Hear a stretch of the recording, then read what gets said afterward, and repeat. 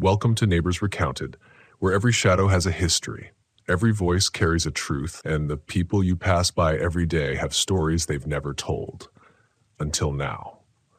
What you're about to hear is a real account from small-town America, one of those encounters that stays with you long after the night ends. As you listen, put yourself in the narrator's place, and when the story is over, tell us, what would you have done in that moment? Have you ever witnessed something you still can't explain? Your experiences might become the next story we share. Now, take a breath, settle in, and listen closely. Some roads don't just lead somewhere, sometimes something waits on them.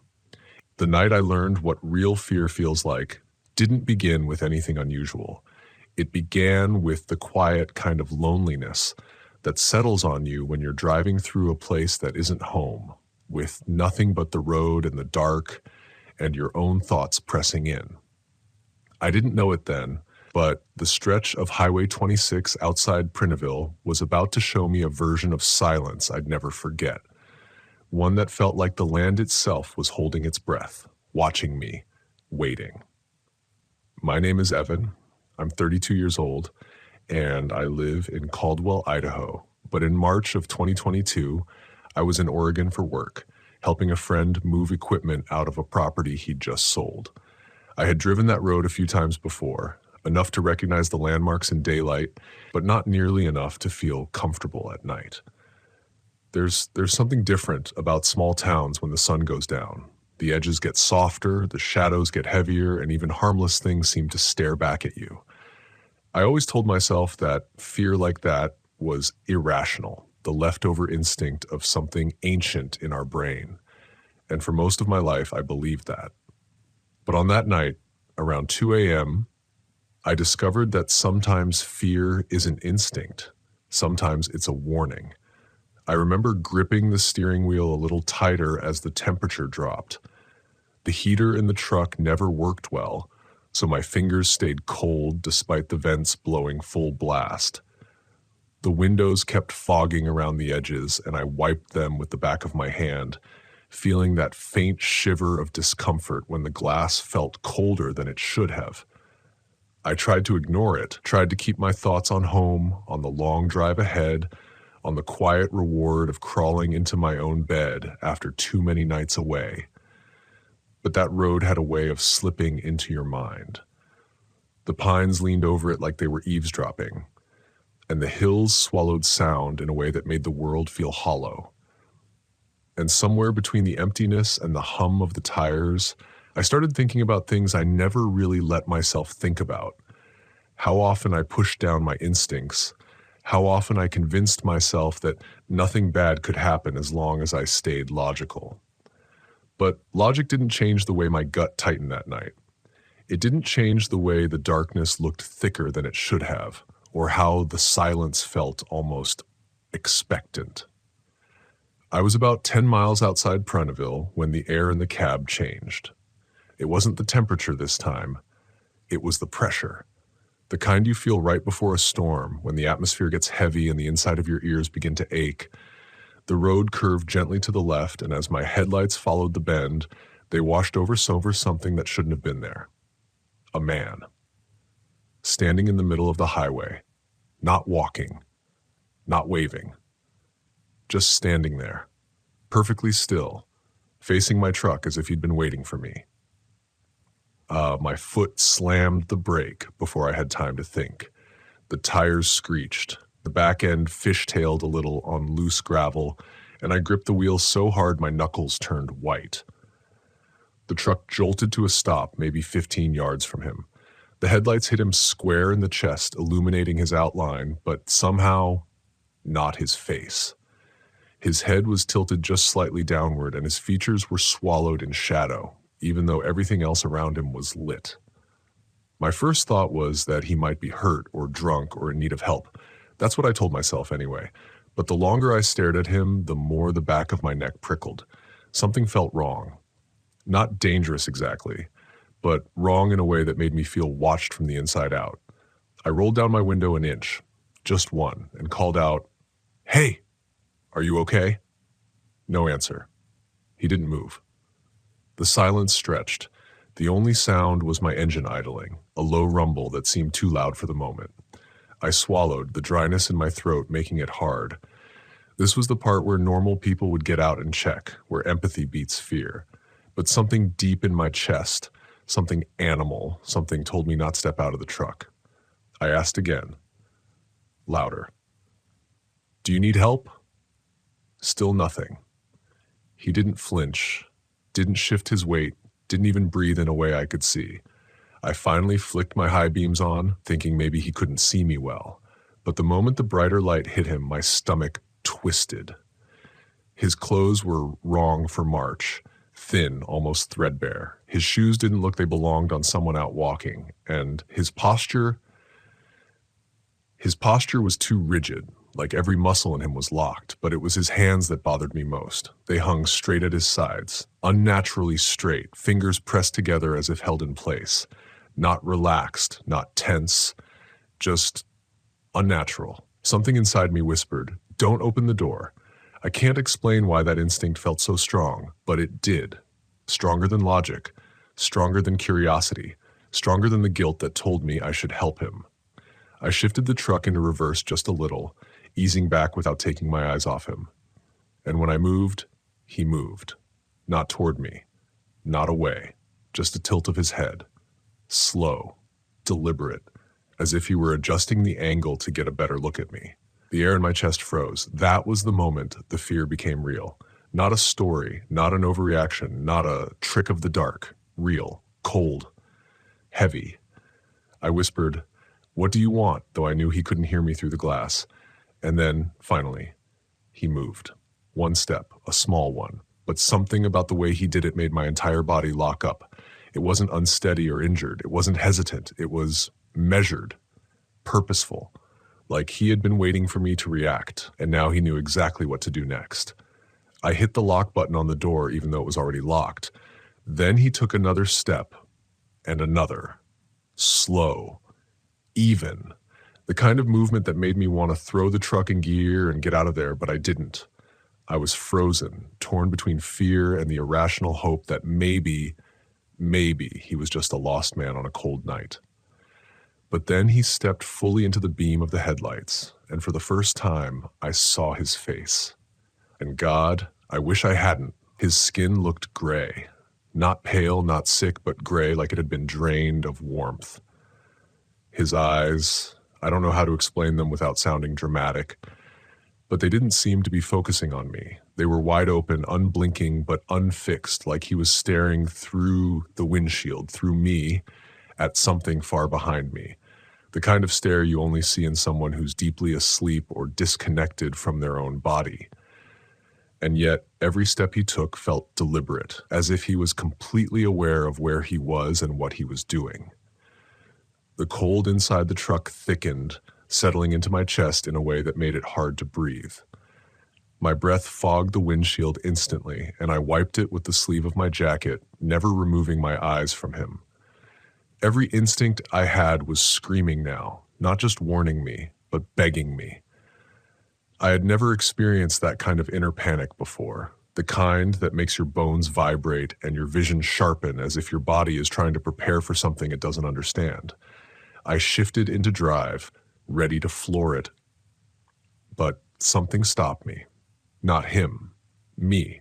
It was this paralyzing feeling, almost guilt, that if he really was in trouble, if he really needed help, I'd be abandoning someone who might die out here. I've always struggled with that line between instinct and conscience. My whole life, I've second-guessed myself in dangerous situations, convincing myself I'm overreacting, that fear is weakness. So even now, even in that moment, I told myself I might be misjudging him, that maybe he was disoriented, maybe he'd been in an accident, maybe he needed someone to choose compassion over fear. So I hesitated. God, I wish I hadn't. He kept walking until he was only 10 feet from the front bumper. Then he stopped again, the way someone might stop to listen. His head tilted slightly to the left, his mouth barely opening, just enough to part his lips. And then I heard it. A breath. Sharp. Dry. Too loud for the distance between us. It wasn't the sound of normal breathing. It was the sound someone makes after being underwater too long. A desperate sucking inhale like he'd forgotten how to breathe until that moment. The noise cut right through the engine rumble, through the glass, straight into me. He took another step. I slammed my hand on the horn without thinking, the blast echoing off the trees so violently that even I jumped. But he didn't. He didn't flinch, didn't blink, didn't react at all. That was the moment I stopped treating it like a normal situation. That was the moment something broke through the hesitation, something primal and undeniable. I didn't care who he was. I didn't care what was wrong with him. I didn't care if I looked heartless for leaving someone behind. I threw the truck into reverse. His head snapped upright. It was the first sudden movement he'd made, and it was so fast, so unnatural, that I swear my heart stopped for a beat. His spine straightened like someone pulling a string from the top of his skull. And when I say his face changed, I don't mean expression. I mean everything behind his skin shifted. His jaw clenched so tight I saw the muscles bulge, and that blank, distant look in his eyes sharpened into something that felt personal. Focused. Aware. He stepped toward the truck. I slammed the accelerator backward, tires spinning for a second before gripping. Gravel spat out from under the wheels as the truck lurched into the dark behind me. But even as I reversed, even as I put as much distance as I could between us, he took another step, then another, then two more, faster this time. Not running, but closing the distance far too quickly. Panic exploded in me. I twisted in my seat, glancing between the rear window and the windshield, my breath turning shallow. When I was far enough back, I jerked the wheel and swung the truck around in a sloppy three-point turn. The whole time, I kept my eyes on the figure, illuminated by the shifting angles of my headlights.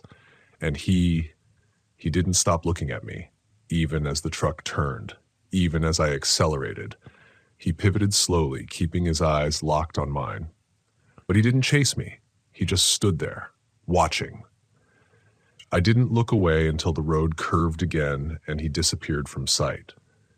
Even then, I kept checking the mirrors every few seconds, convinced I'd see him standing on the shoulder or walking toward me or stepping into the road again.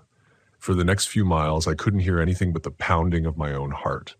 The silence inside the truck was suffocating, thick, as if the air itself was too heavy to breathe. My hands were trembling so hard I had to grip the wheel with both of them just to keep it straight. I wanted to believe I'd imagined some of it, that stress or exhaustion had twisted a normal encounter into something monstrous.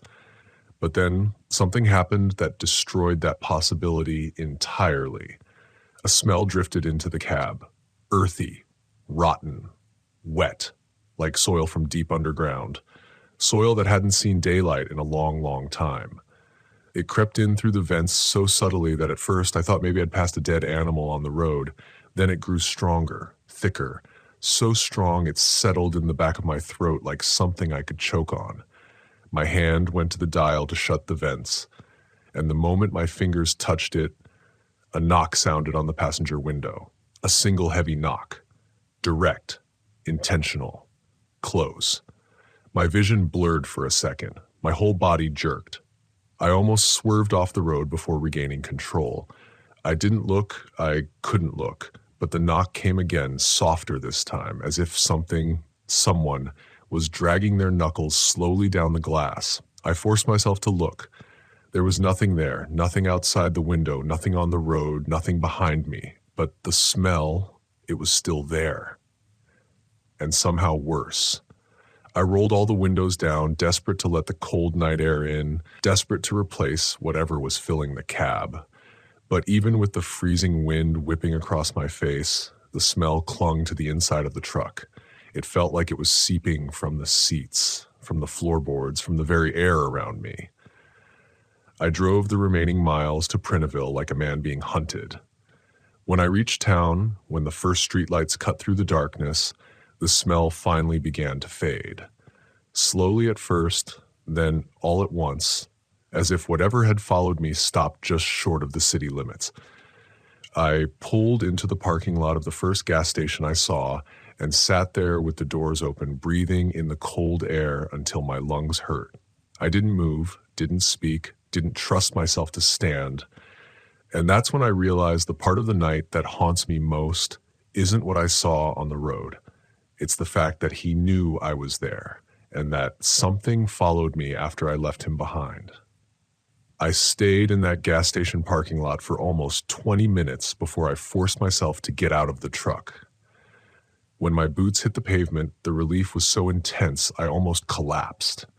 The air was clear again, normal. But I couldn't shake the feeling that something had brushed against me on the drive. Not physically, but psychologically. Like a cold hand pressing lightly against the back of my mind. I walked into the gas station, still shaky, my clothes carrying that faint earthy smell I couldn't scrub out of my memory. The clerk, a woman in her 40s with tired eyes and a warm flannel shirt, looked up the moment I entered. Her smile faded. "You okay?" she asked. I opened my mouth, but nothing came out. All I could manage was a nod as I made my way to the bathroom. I splashed cold water on my face, gripping the sink as the fluorescent lights hummed overhead. My reflection looked back at me. Pale, shaken, like someone who'd just run from something they knew they couldn't explain. When I stepped out, the clerk was waiting by the counter, arms crossed, studying me the way someone studies a car that won't start, quiet, worried, but cautious. "You came in from the east side?" she asked. I froze. "Yeah." Her jaw tightened. She didn't look surprised, just resigned. "You see someone on the road?" The question emptied the air from my lungs. My voice cracked. "You know about him?" She didn't answer, not directly. Instead, she walked around the counter and locked the front door, turning the sign to "closed," even though it was 2:30 a.m. and the store sure should have been open all night. She motioned for me to sit at a small table near the coffee machines. Her expression wasn't scared exactly, but it carried the weight of someone who'd been waiting for this conversation for a long time. "That stretch of highway," she said quietly, "has had reports for years. Folks traveling late at night, always around the same time, always around the same place." She hesitated. "They all describe someone standing in the road." My skin prickled. What do they say he does?" I asked. Her eyes flicked to the dark windows. "Usually nothing, just stands there. Sometimes walks toward the car. Most people drive off. Some come back shaken. A few don't come back at all." A cold pulse shot through me. "Don't come back?" She nodded.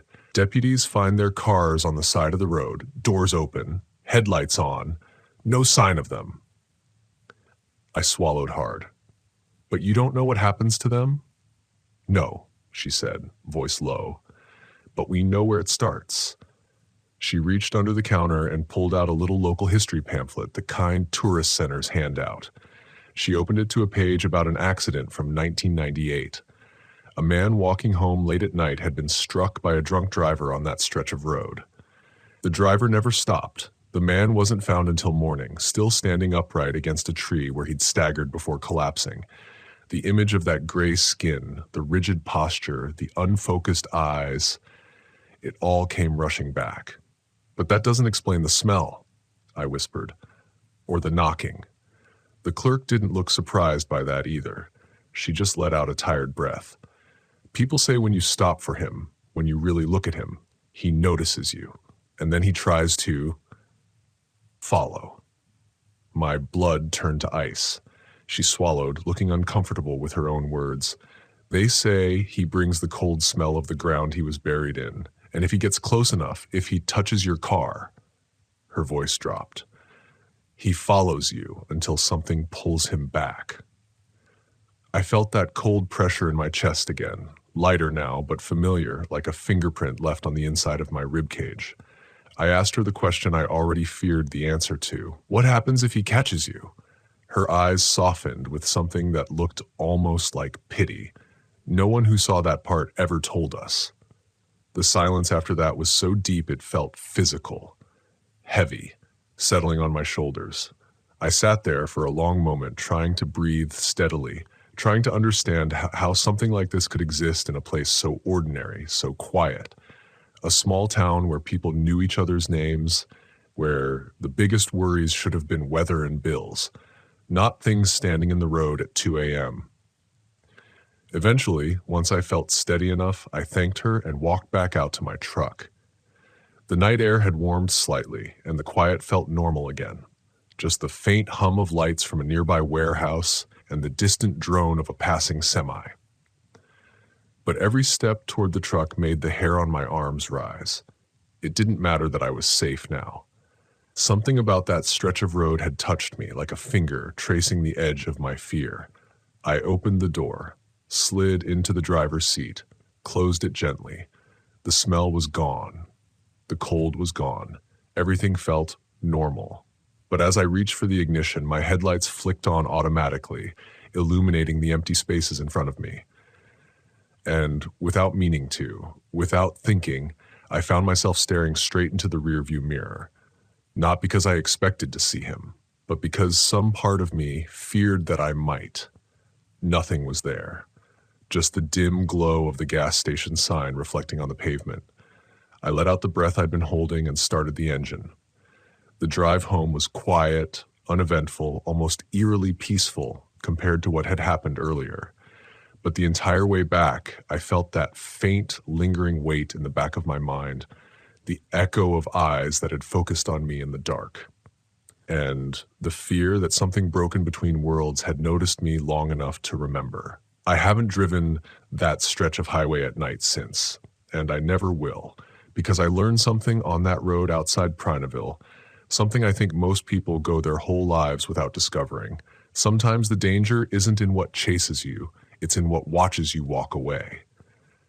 And some things don't stop watching.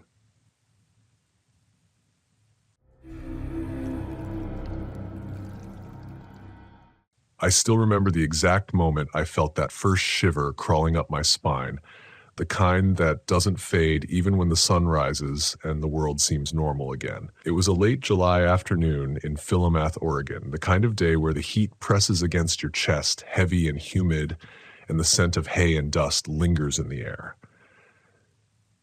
My name is Claire Evans. I was 27 at the time, just finishing my summer road trip along the quieter stretches of the Willamette Valley, trying to escape the constant hum of city life in Portland. I had always been drawn to small towns, the ones that seem frozen in time, where everyone waves at strangers and secrets are whispered behind closed doors. But that day, the kind of secret that rattles the soul would find me. I had stopped near the outskirts of Philomath, following an old county road lined with sprawling farmlands and scattered barns that had seen better days. One barn in particular caught my eye. It was set back from the road, half hidden by an overgrown fence and a row of gnarled oak trees that twisted their branches skyward like arthritic fingers. The wood was weathered, darkened from decades of rain, and the metal roof had begun to rust in patches, giving it a sense of quiet decay. I don't know what drew me closer. Maybe it was curiosity, maybe something deeper that whispered to me that I shouldn't look away. As I approached, the air seemed to thicken, the golden sunlight fading as if the shadows themselves had decided to bend toward me. I noticed movement before I heard it. A figure, thin, almost fragile, emerged at the edge of the barn. She was a woman, her hair long and dark, hanging in wet strands as if she had just stepped out of a shower or a heavy rainstorm. She moved with an odd stiffness, deliberate but hesitant, like she wasn't entirely sure her body was under her own control. Her dress was pale, almost luminous against the dark wood behind her, fluttering slightly as the wind picked up. For a moment I thought she might be waving at me, but then she stopped, frozen, and turned her gaze toward the ground. There was no warmth in her posture, no recognition that I was there, just a stillness that felt wrong. My chest tightened, the kind of tension that roots you to the spot even when your instincts scream to run. I stepped closer, my boots crunching on the gravel, and that's when I noticed the smell, a damp, metallic odor, like wet soil mixed with iron. It was faint, but it made the hairs on my arms stand on end. The air seemed to pulse, the silence around me growing so loud it was almost unbearable. I wanted to call out to ask if she was okay, but my voice felt caught somewhere deep in my throat. I watched as she lifted a hand, slow, deliberate, as if reaching for something unseen, and then she turned sharply toward the side of the barn. And just like that, she was gone. 1 second she stood there, a living, breathing figure, and the next, nothing. The barn was empty, yet the feeling of her presence lingered, heavy and suffocating, like smoke that refused to dissipate. I froze. I didn't move for what felt like hours, though I know it was only seconds, my mind racing to rationalize what I had seen. Maybe it was a trick of the light, a reflection of the late afternoon sun on the peeling paint. Maybe someone had slipped behind the barn and I had imagined her altogether. But deep down, a part of me knew it wasn't imagination. There was a weight to that moment, a residue of fear that settled into my bones. The hair on the back of my neck remained rigid as I circled the barn, calling her name softly, almost pleading. No answer. No movement. Only the whisper of the wind through the trees and the faint creak of the barn swaying in its rusted hinges. I had been told to trust my instincts in situations like these, but I didn't. I rationalized it, dismissed the instinct that screamed at me to leave. The thought of a story, a photograph, a memory I could hold on to later, the tourist's desire for experience, pushed me closer. That was my first mistake. As I reached the side of the barn, I noticed the ground was disturbed, soft earth pressed down in a narrow trail leading toward the rear, where the shadows thickened. My heart pounded so loudly, I thought it would betray me to the unknown. Every step I took seemed to echo unnaturally, each footfall announcing my presence in a place that had gone silent for decades. And then the trail ended. The grass flattened, but there was no sign of her. Just the barn, looming, silent, as if it had swallowed her whole. I stepped back, my mind spinning, my breath shallow. That's when I heard it, a soft, almost imperceptible rustling, like fabric brushing against wood. I turned, but the barn side was empty. Then came the sound, a knock. Not a normal knock, not the kind someone would make calling for attention, but deliberate, slow, almost rhythmically, coming from behind me.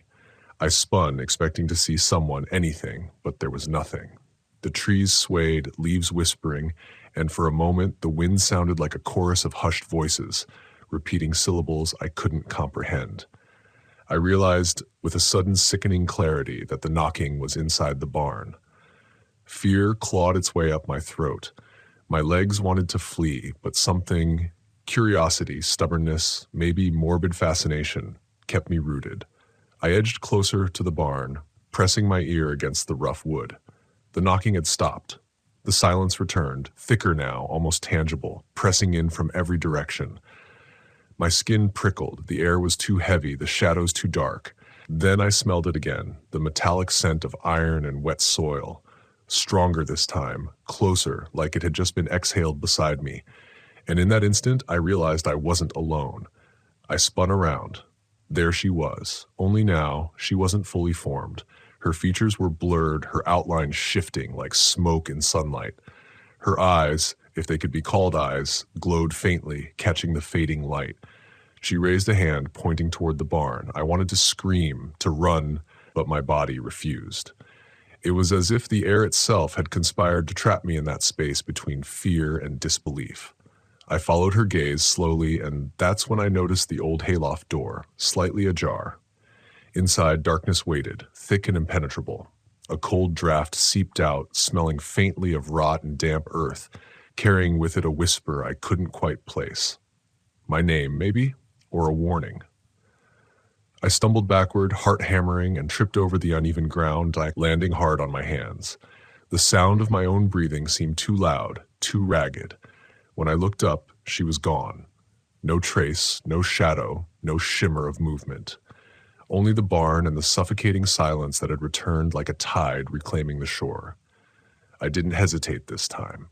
I ran toward the road, my boots slicing through the tall grass, the whisper of the wind mocking me with every step. The sense of being watched never left, though I dared not look back, afraid of what I might see if I did. When I finally reached my car, the sun had dipped behind the hills, leaving the valley cloaked in purple and gray shadows. I sat inside, trembling, trying to convince myself it had been a trick of the light, a hallucination born from fatigue and too many lonely roads. But deep down, I knew it had been real. I had seen her, and I had felt, with a clarity that chilled me to my core, that she was still there, somewhere behind the barn, waiting for someone else to notice, to follow. I never returned to that place, though I drive past Philomath occasionally.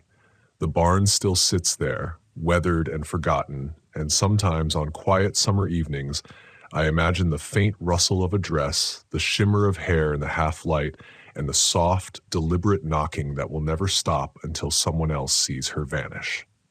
That encounter taught me something profound. Fear is not always a scream in the dark. Sometimes it's a whisper, a shift in the air, a presence that presses on your soul without any visible form. It's patience, subtlety, inevitability, and most importantly, it is real, authentic, unembellished, and impossible to dismiss once you've felt it. I carry that lesson with me in every small town I visit, every barn that stands half hidden behind fields, every rustle in the wind that makes the hair on my arms rise. Because somewhere out there in the quiet corners of the world, she is still waiting, and maybe, if you're not careful, she will notice you too.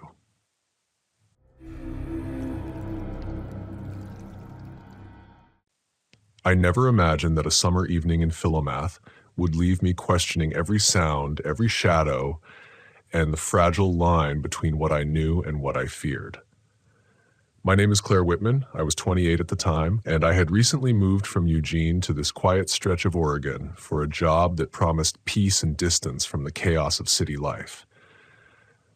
I had always thought small towns held a certain charm.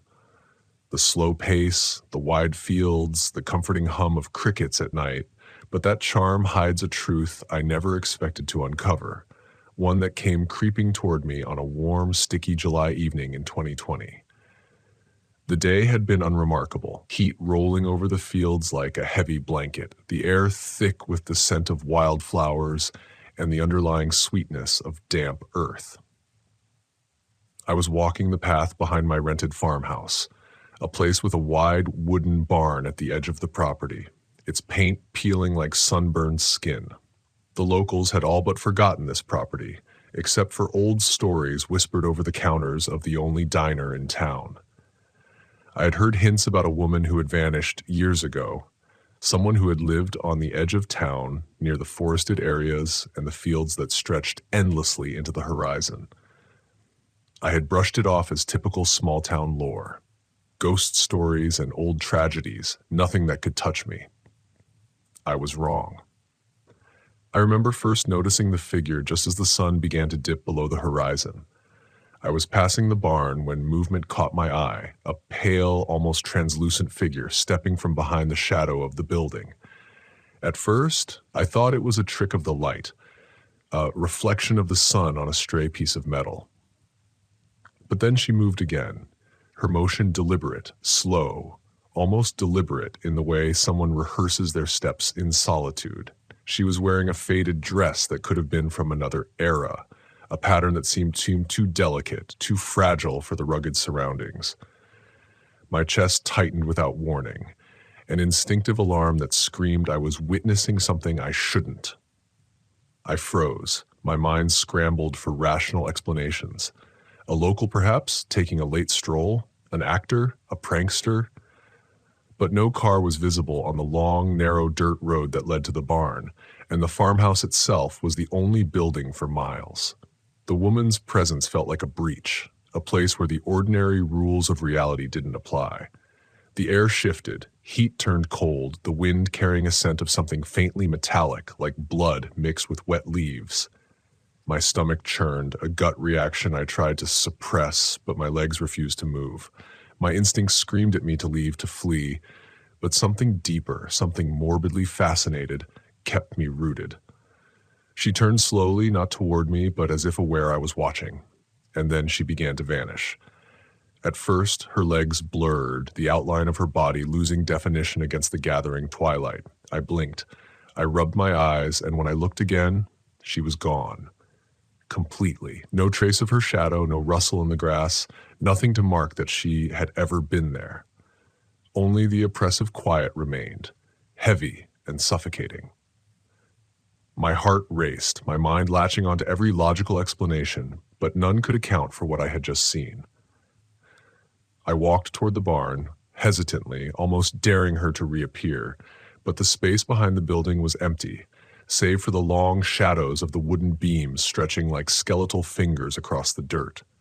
I returned to the house, shaking and unsettled, my thoughts spinning. Sleep did not come that night. Every creak of the floorboards, every whisper of wind against the windows, every distant howl of some nocturnal animal left me tense and watchful. By morning, I convinced myself it had been exhaustion, a trick of light and imagination, a mind pushed too far in isolation, but the memory lingered, visceral and unshakable. Over the following days, I began to notice subtle patterns. The scent, the metallic tang, would rise again faintly around the barn.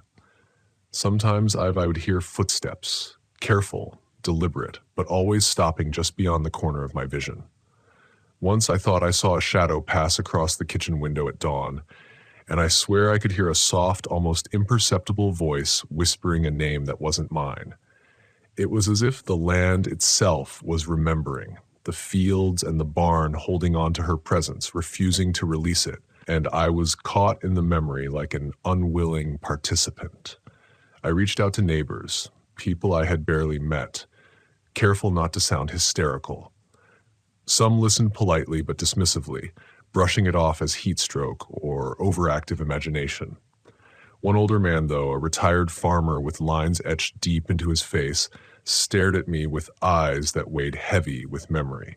He told me quietly that people sometimes vanish around the edges of town, near places forgotten by maps and modern life. That the land remembers, that it can be cruel. I didn't fully understand what he meant, but a chill settled deep in my chest, and I knew that what I had seen was not a fabrication. Weeks passed, but the sightings never fully ceased. I would glimpse her, a fleeting image behind the barn, at the tree line, sometimes on the dusty road that led back into town. Each time, my rational mind tried to force logic onto what I saw, perhaps someone playing a cruel trick or a local lost in thought. But the fear was not just of what she was, but what her presence implied. That reality was fragile, that the ordinary world I depended on for safety was porous, vulnerable to things I could not name. I started keeping a journal, documenting every sighting, every smell, every sound. I noted the wind shifting just before I saw her, the air growing cold, the smell of iron in the dusk. I found myself revisiting the barn at different times, almost compulsively, as though understanding the pattern might grant me safety. It didn't. Each visit brought new terror, and yet a strange, gnawing understanding, a sense that she wasn't there to harm me, not directly. Perhaps she was a warning or a fragment of some unresolved sorrow trapped in the folds of this land, seeking acknowledgement. One evening, almost a month after the first sighting, I decided to confront the fear rather than flee it. I walked deliberately behind the barn, carrying only a flashlight, my heart hammering in my chest. The air was thick, the golden remnants of sunlight filtering through the trees like dust caught in a beam. I called her name, quietly at first, almost whispering, almost apologetic. And then, in the faintest rustle of leaves, I saw her again, emerging slowly from the shadows. Her eyes met mine, hollow, distant, full of sorrow and an ancient kind of grief that made my chest tighten unbearably. I couldn't move. The air around me felt charged, alive, and it pressed against my skin in a way that was both cold and suffocating. She raised a hand, a silent gesture, and then, just as suddenly as she had appeared, she stepped back into the darkness and disappeared completely. But this time it was different. The metallic scent lingered, yes, but beneath it was something else, a faint warmth, as if a presence, long trapped, had finally been noticed. A subtle release that left me trembling, but with a strange sense of completion.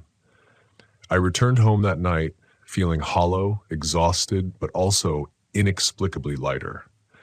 I learned to live with the tension, the small, quiet moments of unease that the land imposed on me. I never spoke her story in detail to anyone, only hints, enough to warn that Philomath held corners of the world that did not yield easily to understanding. But I also learned that fear, when faced, does not always consume. Sometimes it teaches. It teaches us about attention, about the fragility of perception, about the layers beneath the mundane that we usually ignore. And it teaches us about empathy, for those who vanish, for those who linger unseen, and for ourselves as we navigate spaces that defy comprehension. I never saw her again, not in full form, but sometimes when the wind shifts across the fields just right, I think I hear her, a faint brush of presence behind the barn, a whisper on the air that reminds me, the world is wider than we think, and some memories do not die. They only wait for someone to see them.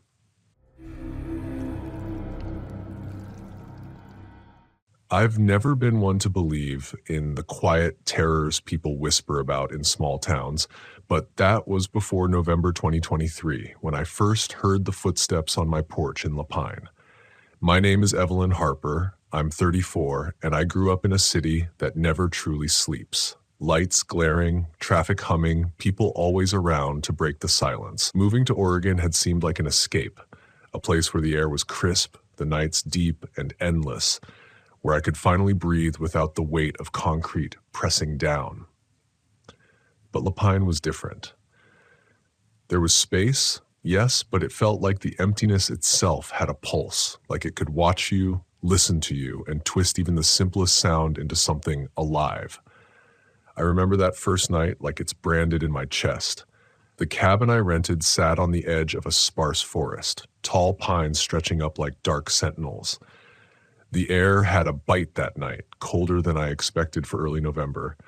I had spent the evening unpacking, trying to make the place feel like home, but the way the wind moved through the trees was strange. Not just a whistle or rustle, it had a rhythm, an almost deliberate cadence that made me pause. I shook it off, convincing myself it was my imagination, that living alone always brought a new sensitivity to every creak and sigh of a house. I turned off the lights, climbed into bed, and let my body sink into the mattress. It started around midnight. At first, I thought it was the old cabin settling, the kind of groans and snaps you expect from wood and cold, but then the noise came again, unmistakable, sharper.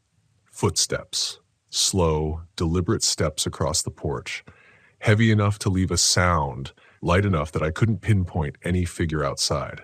My chest tightened.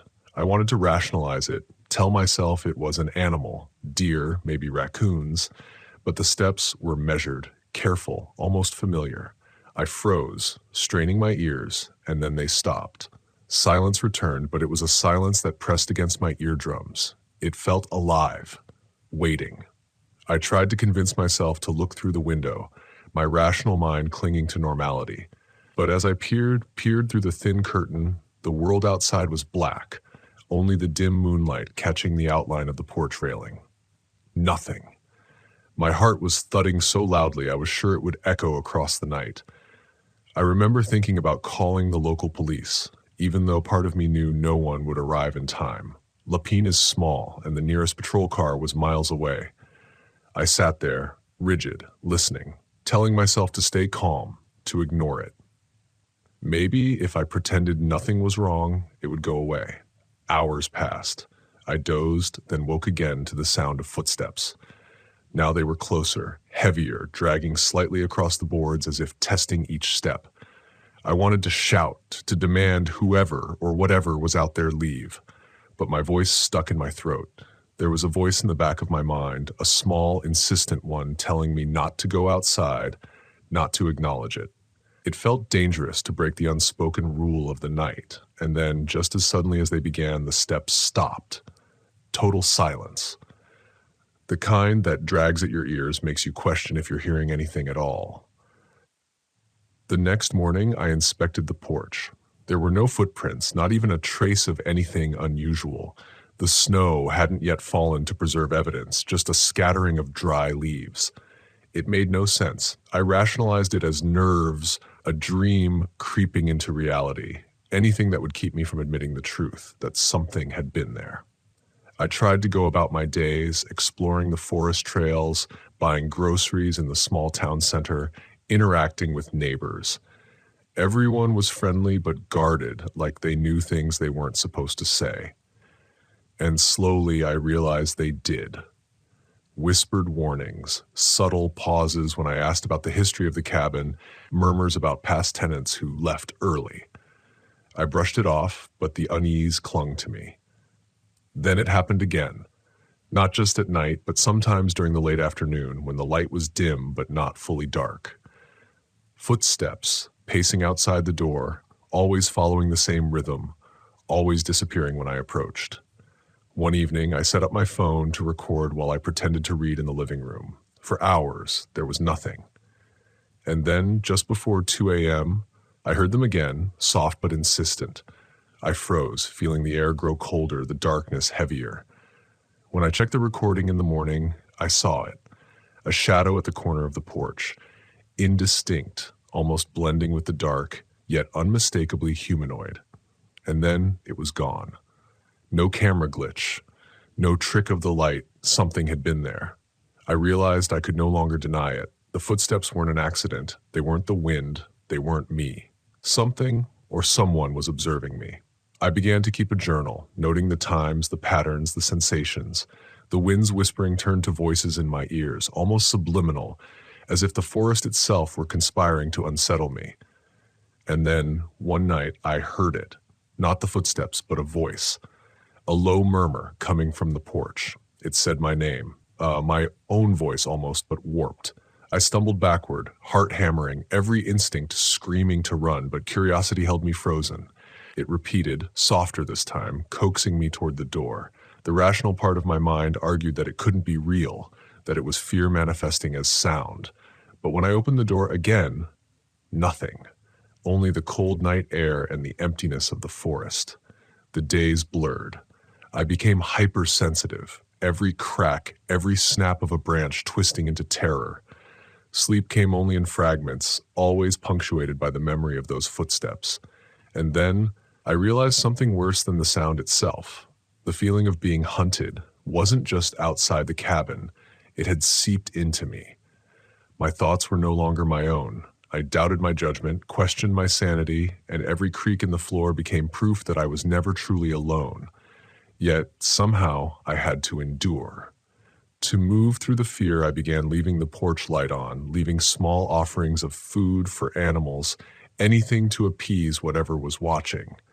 It was absurd, and I knew it, but the rituals brought a small, fragile peace. And then it stopped. As abruptly as it had begun, the footsteps vanished for weeks. The oppressive sense of being watched lifted. The air became breathable again, the nights quiet. I told myself I had imagined it all, that the journal entries were evidence only of my own unraveling. But the lessons lingered. Never underestimate the stillness of a place. Never ignore the small cues that whisper of danger. I left the cabin in December, moving back to the city with a new understanding. Fear is not always loud, it's not always immediate, and it doesn't need to be rational to shape your life.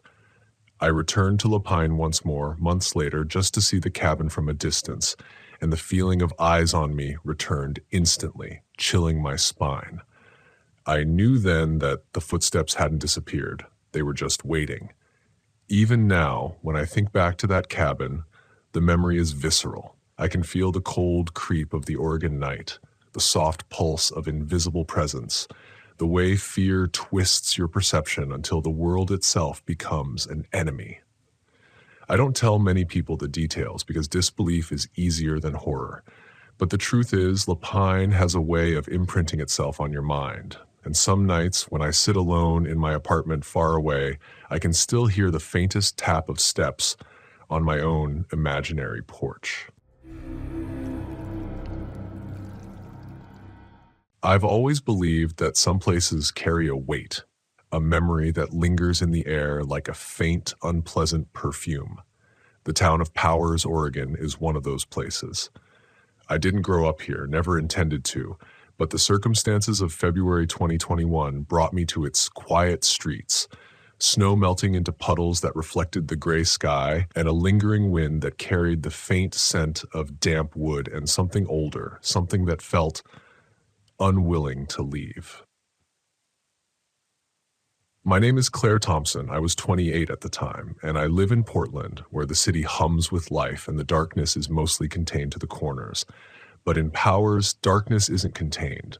It seeps, it lingers, it waits. I first heard about the abandoned house on the edge of town from a local at the diner, a woman who had lived in Powers all her life and spoke in a voice careful and slow, like she was measuring her words against some invisible fear. "You don't want to go there," she said, her eyes flicking to the road behind me as if the house might be listening. Naturally, my curiosity, that persistent itch I've always carried, took hold. I told myself it was research, a story for my small blog, something to satisfy the part of me that wants to see what others fear. But curiosity in Powers is dangerous, I would learn, and some lessons come too late. The house stood a mile from the nearest streetlight, a skeletal structure that had lost most of its siding to rot and weather. Windows were broken, jagged teeth grinning at anyone foolish enough to approach. As I walked up the cracked sidewalk, I noticed the wind carried a whispering sound, not words exactly, but a low, sibilant noise that could have been the house itself breathing. My rational mind insisted it was just the wind whistling through broken windows. My gut screamed otherwise. The first step onto the porch made it groan, wood shifting like a warning. Inside, the air was thick and cold, carrying the sharp, acidic smell of mold and long-decayed furniture. Every sense I had sharpened, though I tried to play it off as nerves. My flashlight illuminated splintered furniture, peeling wallpaper, and in the corner of the living room, a swing of dust motes caught the beam and hung in the air like ghosts in motion. It started with the lights, not the ones I had brought. My flashlight flickered only once, but the old wiring of the house, or at least that's what I told myself at first. A dim, wavering glow appeared in the hallway ahead, then another flicker at the far end of the kitchen. I told myself it was impossible that no one could be here. Powers was sparsely populated in winter, and this house had been abandoned for decades. But the lights persisted, flickering on and off with an uneven rhythm, as though some unseen presence was breathing in the dark, watching me. Every instinct I had screamed to leave. I argued with myself, each step forward weighed down by a mixture of fear and disbelief. I remember pausing near the staircase. The air grew heavier, thicker, like the house was exhaling a cold, dense fog. My ears picked up a soft tapping, not loud, but precise, almost deliberate, coming from the upper floor. My first thought was rats, maybe a loose shutter hitting the wall, anything rational. But the rhythm was too consistent, too intentional. It sounded like someone counting or marking time, and the sensation of being watched intensified. My flashlight flickered again, and for a heartbeat, I swore I saw the shadow of a figure at the top of the stairs. I blinked. Nothing. The logical part of my brain calmed me. Shadows from broken boards, tricks of the light. But deep down, I knew something in this house wanted me to notice, wanted me to feel small, expendable, like an intruder in its memory. I moved through the kitchen, trying to keep my breathing steady, though each exhale felt like smoke in my lungs. Then I smelled it, a coppery metallic odor, sharp and sudden, and it made my stomach lurch. I froze, scanning the room. The smell was strongest near the dining area, where a table still stood, warped and blackened by time. I leaned closer, my hand trembling as it passed through dust that coated the surface like a thin layer of skin. That's when the whispering began. Low, indecipherable words like voices pressed against the walls, traveling through the floorboards and into my chest. My rational mind screamed for an explanation, but I couldn't find one. I stepped back, heart hammering, feeling the old floorboards sway beneath me in response, as if the house itself was reacting to my panic. The fear wasn't immediate terror. It was creeping, insidious. It wrapped around me in moments of hesitation, in the quiet pause between flickers of light, in the imagined movement of shadows just out of sight. I told myself to record it, to capture it all on video, but my hands shook too much to hold the camera steady. Every time I raised the flashlight, the glow seemed to shrink, retreating into corners, as if the house was feeding on my doubt, my curiosity, my insistence that I belonged here. My mind started questioning everything. Had I imagined the shadows, the tapping, the whispering? But even doubt became a form of terror because the house refused to let me settle, refused to allow certainty, and left me suspended between disbelief and absolute dread. I found myself drawn to the staircase, despite the cold knots of warning in my stomach. Each step groaned beneath my weight, announcing my presence. Halfway up, the flickering lights escalated, pulsing faster, almost like a heartbeat. That's when I saw them, writing on the wall. Scratched into the old plaster with uneven hands, the letters were jagged, spelling out words that weren't complete sentences, but felt urgent. Leave now. And then something scrawled that I couldn't quite decipher. My rational mind argued again. It had to be teenagers, vandals, maybe even someone living in the shadows of the house. But no one in Powers was foolish enough to be out here in February, and the energy, the sheer presence in the air told me it wasn't human. I turned to leave, and the house resisted. Not physically, but with sound. Sharp, snapping noises from every corner, like doors slamming in other rooms at the same instant.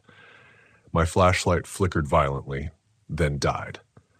Darkness swallowed me completely, and the whispering became clearer by almost a chant, the rhythm of syllables pressing against my mind. I could feel my own pulse in my ears, pounding in tandem with the flickers of imagined light behind my eyelids. Panic clawed at my throat, but I forced my legs to move, navigating by memory, counting my steps until the front door came into view. The air outside felt wrong, as if the house had left a residue on me.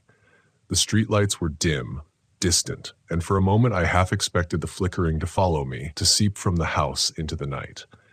I told myself it was over, that leaving meant leaving the fear behind. But the whispering didn't stop. Even now, months later, I hear fragments when the wind shifts just right, a memory etched too deeply into my nervous system. I learned that night that fear doesn't always announce itself with screams. Sometimes it creeps, observes, and waits until the moment you feel most secure to make its presence known. Driving back to Portland, the dark roads gliding under my headlights, I realized that some experiences change you in ways you can't articulate. Fear isn't always external. Sometimes it lives inside you, dormant, waiting for the right place, the right trigger, to remind you how small and fragile you really are. I learned to listen to my instincts after that night, to respect the warning signs, even the ones that sound like whispers. And most importantly, I learned that some doors are better left closed, some places better left unvisited. But part of me will never forget Powers, the house, the flickering lights that felt alive, and the suffocating, persistent sense that some memories, some presences, refuse to die quietly.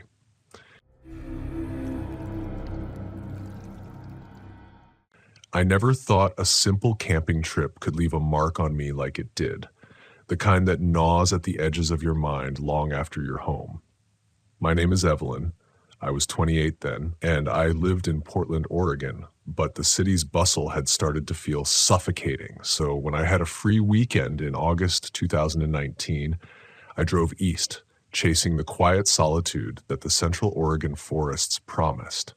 My friends had begged me not to go alone, citing old legends and news stories about missing hikers and strange sightings in the backcountry. But I dismissed them as the usual scare tactics. I thought I knew fear, but that weekend I learned it doesn't come announced. It creeps, it whispers, it waits. The road to Sisters was narrow and winding, flanked by dense pine forests that leaned over the asphalt like silent sentinels. As I drove, the sun sank low and the shadows of the trees stretched across the highway, darkening the curves until the headlights felt like fragile beams in a cavern. I remember thinking how quiet it was, the kind of quiet that presses against your ears, makes your own heartbeat sound like an intruder. When I reached the small clearing where I'd parked the car, the air was crisp, carrying the scent of damp earth and pine resin. I unpacked my small tent, deliberately choosing a spot slightly away from the main campground, craving isolation. It felt like freedom at first, a breath stolen from the chaos of daily life. But there was a tension there, too, a slight shiver that ran along my spine as I surveyed the edge of the tree line. Something about it seemed expectant, like the forest itself was holding its breath. The first night was restless. Every crackle of branches, every rustle of leaves made me flinch. I told myself it was the wind, raccoons, maybe even deer, but my eyes kept darting toward the tree line. There was a figure, I was sure of it, just beyond the shadows. At first, I convinced myself it was a trick of the light, a stranger camper like me walking trails, or even an overgrown bush shaped just right. Yet the next morning, I found scuff marks in the dirt where no trail led, just outside my tent, as if someone had been pacing, studying the tent in the night. I tried to rationalize it, hunters, hikers, wildlife, but the marks were too deliberate, too human. I ignored the unease, telling myself that leaving early would solve the problem. But the forest doesn't give up its secrets easily. On the second day, while I was hiking a narrow trail north of the clearing, I felt it again, eyes on me. I stopped mid-step, convinced someone was behind the trees, and my stomach twisted into knots. The air felt heavier, humid despite the clear sky, and each step seemed amplified, crunching unnaturally loud on the forest floor. I convinced myself to keep moving, talking out loud to break the silence. Just me, nobody else here. I thought the sound of my own voice would remind me of reason, but instead it seemed to draw the forest closer, pulling shadows from every branch, twisting the familiar into something vaguely hostile. As the evening approached, I decided to turn back to camp, my pace quickening. That's when I saw him for the first time clearly, a man standing at the edge of the tree line, just beyond the underbrush, half hidden by shadows, but unmistakably human. He was still, like a statue, yet I felt the weight of his gaze pin me to the trail. His face was pale, expressionless, and I swear the silence around him thickened, pressing in, muffling the distant bird calls, the whispering wind. My mind screamed at me to run, to hide, but my legs betrayed a strange hesitation, rooted to the spot as if some invisible hand kept me there, staring back at something that had been watching me for hours, maybe longer. I couldn't tell if he was young or old, strong or frail. There were no movements, no gestures, just an impossibly calm presence that made every instinct in me scream danger.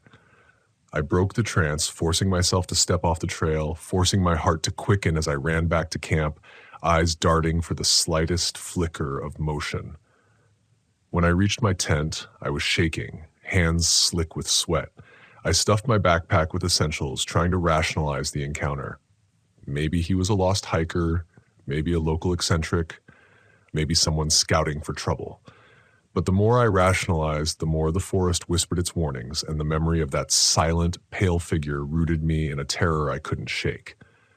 The night that followed was worse. I kept the flashlight close, sweeping the tree line every few minutes, every time seeing shadows shift just out of clarity. Then came the sound, the faintest knock on a tree trunk, soft, irregular, almost hesitant. I froze. The knocking continued, now at a rhythm that mirrored my heartbeat. I told myself it was nothing, some branch reacting to wind, but my senses sharpened. The smell of damp soil seemed thicker, more pungent, as though the forest itself was breathing on me. I could feel the cold seep into my bones, a chill not entirely from the temperature. Sleep became impossible. My rational mind fought with a primal instinct that screamed at me to pack up and drive until the forest dissolved behind me. I did not sleep. At dawn, I crept from my tent and scanned the clearing. The man was gone, vanished as though he had never existed, leaving only the vague imprint of presence, trampled pine needles, disturbed dirt, and a silence that felt deliberate, almost sentient. I packed quickly, refusing to glance back, letting the tree line swallow whatever secret had lingered there. Driving away, I felt the weight lift slightly, but the unease lingered like smoke in my lungs. I tried to convince myself I had imagined it all, that the mind plays tricks when isolated, when shadows grow long and imagination fills the space between trees. But deep down, I knew the truth. I had seen a person, and they had seen me. And that knowledge, more than anything, left me haunted. Even now, years later, the memory is sharp. I remember the exact way his eyes caught the dim morning light, the way the tree line seemed to lean toward him, protective yet ominous. I remember my hands shaking as I navigated the forest edge, the tension building with every sound that wasn't human, every shadow that might conceal him. That encounter changed the way I think about fear. It's not always loud or violent or obvious. Sometimes it's the quiet, patient observation, the feeling of being watched that burrows deep and reshapes the way you move through the world. I learned that day to trust instincts even when reason demands calm, to listen to the small signals, the subtle deviations from normal, because they are often the first hint that someone is there, silently watching. Driving back into the sunlit roads towards Sisters proper, I realized that fear isn't about confrontation. It's about awareness, about respecting what you cannot see fully, about understanding that some presences do not announce themselves with a shout, but with patience. And in that patience, they are infinitely more terrifying. And while I would return to the forest again, I would never again ignore that small, insistent voice inside, the one that whispers, "Watch the tree line, trust the quiet, and never assume solitude equals safety." The following night, I camped on the far edge of a different trail, hoping distance and daylight familiarity would keep the sense of being watched at bay. I told myself firmly that I wouldn't let the previous day's encounter dictate my experience. I hiked, I photographed wildflowers, I laughed quietly at my own paranoia. Yet, as twilight bled into darkness, that same oppressive quiet returned. It wasn't just the absence of sound, it was the deliberate, almost expectant stillness that seemed to watch me from every shadow. My skin prickled, goosebumps raising in staccato along my arms.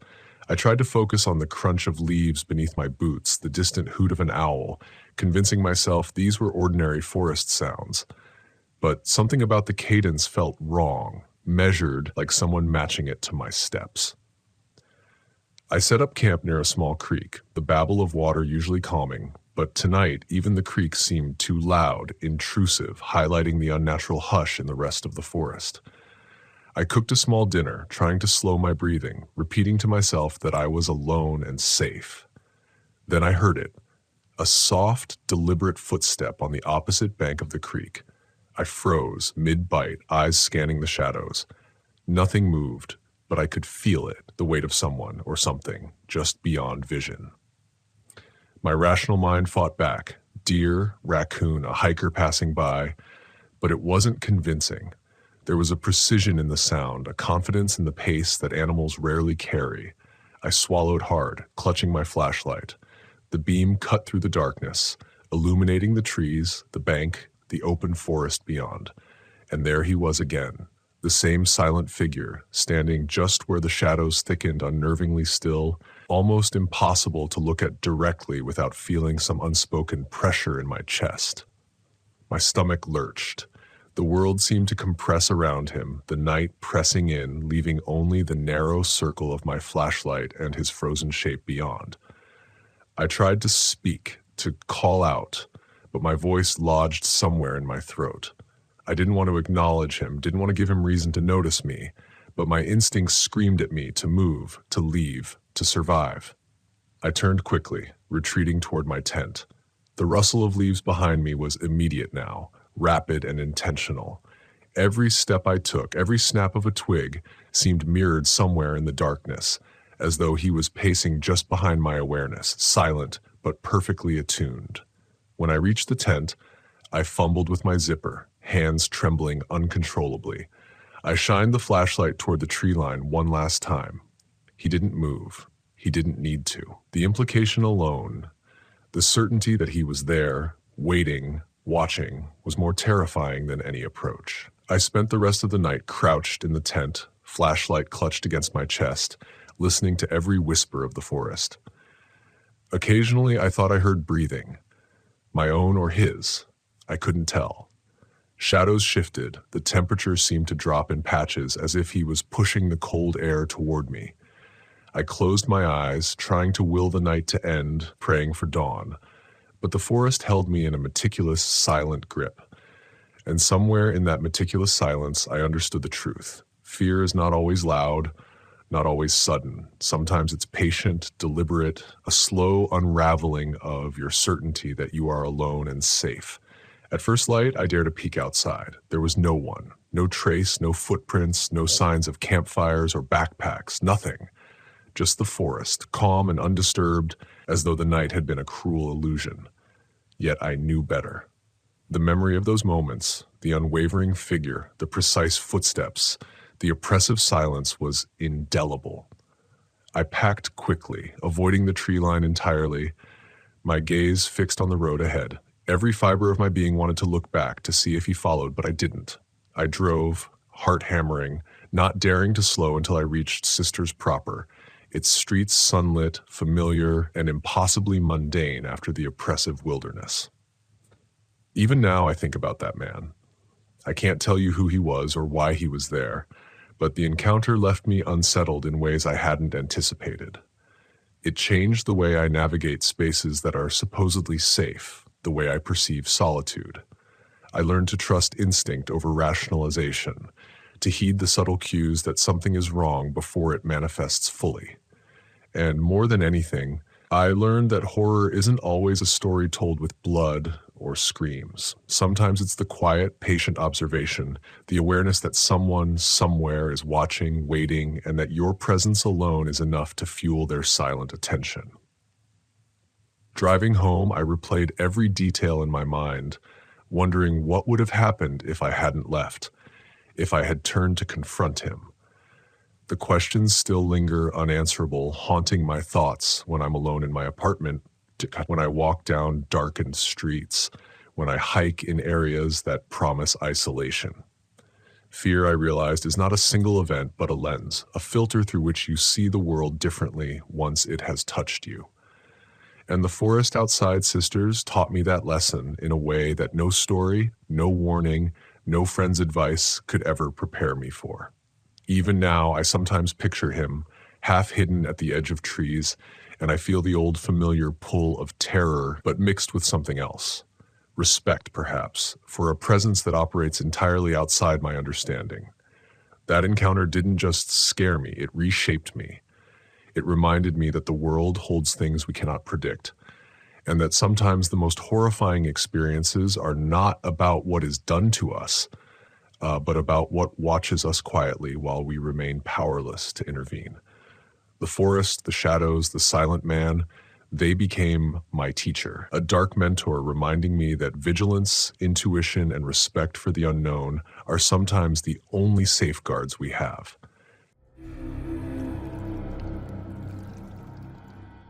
Children's laughter echoed through the empty park, a sound that made my stomach twist into knots even before I saw the shadows flickering across the swings. My name is Clara. I'm 31 and I've lived in Portland most of my life, but last October I took a short trip to Yamhill, Oregon, chasing the quiet and the small town charm that always seemed just out of reach in the city. I didn't expect that charm to come with something crawling under the skin, something that would make my own instincts scream at me while my mind desperately tried to rationalize what was happening. I arrived in the late afternoon, the sun already slanting low over the hills, turning the vineyards into long, golden waves. The town was small, almost painfully quaint, with weathered brick storefronts, creaking wooden porches, and a few late-season tourists wandering the streets. I parked my car near the town park, a modest square of grass and asphalt that looked inviting in daylight, and decided to take a short walk before checking into the inn where I had reservations. At first, the quiet was comforting. The leaves rustled in the autumn wind with that soft, whispering sound that always relaxes me, like nature is speaking just to me. But as I drew closer to the swings, the laughter started, small, high-pitched, almost melodic. Children laughing. I paused, frowning, scanning the park with a growing sense of unease. There were no children there. The swings hung motionless, their chains squeaking gently in the wind, and the slides were empty, their plastic glinting faintly in the sun. I laughed nervously, telling myself it must be kids hiding in the nearby trees, or maybe someone's recording a prank video. But my heart wasn't convinced. My steps slowed, the sound of the laughter circling me like it was moving on its own, coming from nowhere and everywhere all at once. My fingers tingled as if the air had turned electrically charged. I tried to shake it off, looking at the benches and the empty pathways, convincing myself it was my imagination. But then I noticed the smell, a faint, sickly sweet scent, almost like candy mixed with damp soil that seemed to seep into my nose with every step I took. It was unnatural, cloying, and it tugged at the part of me that's always wary in small, silent spaces. My logical brain argued that it was probably a rotting fruit someone had left near the hedge, or maybe a neighbor burning scented candles too early for Halloween. Yet my instincts were screaming otherwise, and my pulse began to climb. I walked further, each step accompanied by the laughter now echoing behind me, though I was alone. It was impossible to tell if it was above, below, or right next to me. The sound was rhythmically irregular, punctuated by high, squealing giggles and low, muted chuckles, almost as though someone were layering recordings over one another. My eyes darted across the park, from the empty slide to the sandbox and the rusted merry-go-round. Nothing moved, nothing at all. Yet the laughter persisted, carrying an almost familiar cadence like children I had known, laughing in a way I could remember but couldn't place. I felt a tightness in my chest, the hair on my arms standing on end, my body simultaneously frozen and wanting to run. I tried calling out, "Hello, is someone there?" My voice sounded small, swallowed up by the vast emptiness around me. The laughter stopped for a moment, and I caught my own breath in that fleeting pause of silence, feeling a ridiculous, tense relief. But then it returned, so close, so real, and impossible to locate. I turned sharply toward the swings, almost convinced someone would leap out at me, only to find nothing but shadows stretching long in the fading light. A sudden chill ran down my spine as I noticed something on the ground. Small footprints, the kind children make, pressed into the damp earth leading from the slide to the sandbox. I knelt to examine them. They were too small, too perfect, and oddly, they ended abruptly, as though the child had vanished into thin air. I told myself to calm down, that I was overreacting, that traveling alone makes the mind play tricks on you. But every instinct in me screamed to leave. I began walking back toward the car, the laughter now softer, following me almost under my feet, teasing my senses. I could feel it in my ears, almost inside my head, like a low humming merged with the giggles. The evening air had thickened, heavier than it should have been, pressing against my chest and making each breath a labor. I reached the edge of the park, looking back, and for a split second, I thought I saw a tiny silhouette standing near the merry-go-round, just at the periphery of the light. I blinked. It was gone. Driving back to the inn, I kept the windows up, the heater on, the radio playing softly, anything to keep the sounds at bay. But even there, I could hear it. So faint, almost imperceptible, but unmistakable, laughter echoing through the vents, through the walls, and sometimes in my dreams that night. The next day, I asked around town casually, mentioning the park, the empty swings, and the laughter. Locals exchanged uneasy glances, smiles that didn't reach their eyes, and murmured about troubled spots and things people don't talk about after dark. One elderly woman told me quietly, "That park, children come and go. Sometimes they leave, and they never leave." I laughed politely, dismissing it as old town superstition, but inside, the chill from the previous evening returned tenfold. Over the next few days, I visited other places in Yamhill, trying to shake the memory. Yet I kept noticing small details, the faint, almost imperceptible giggle under the bridge on the walking trail, a shoe print pressed in the mud where no child had walked, a fleeting shadow in my peripheral vision. My mind struggled between denial and growing paranoia. I wanted to rationalize, to reduce everything to coincidence, but each attempt to explain it logically failed, leaving a knot in my chest that tightened with every step. By the end of my trip, I was no longer enjoying the small-town charm I had come for. I was vigilant, sensitive to the slightest sound, attuned to the subtle movements of air and shadow, unable to shake the feeling that I was being watched, that I wasn't supposed to be there alone.